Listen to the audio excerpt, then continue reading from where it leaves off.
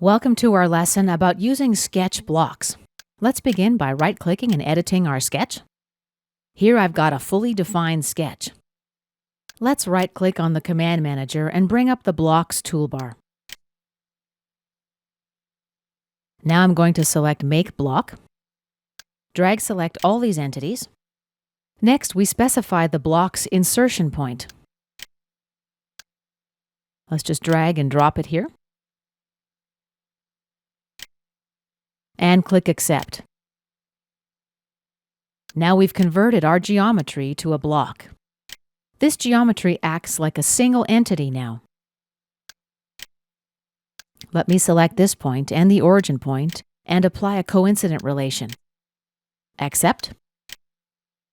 Let's insert a couple more blocks. We'll place them about here. The point where I left-click to place the block is where the insertion point is assigned. Let's click Accept. And I'm going to select this point and apply a coincident relation. This point and this point, also a coincident relation. And now I can grab and drag all three blocks to move them around the graphic area.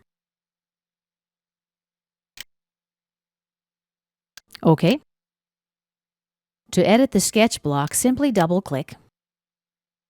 Notice in the confirmation corner, instead of the usual Exit Sketch arrow, we see the Exit Block icon.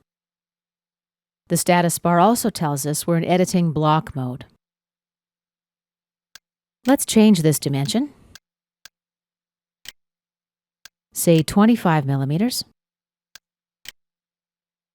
And the circle diameter changes in all three blocks. Let's exit block editing mode. And we're ready to exit our sketch as well. This concludes our lesson about using sketch blocks.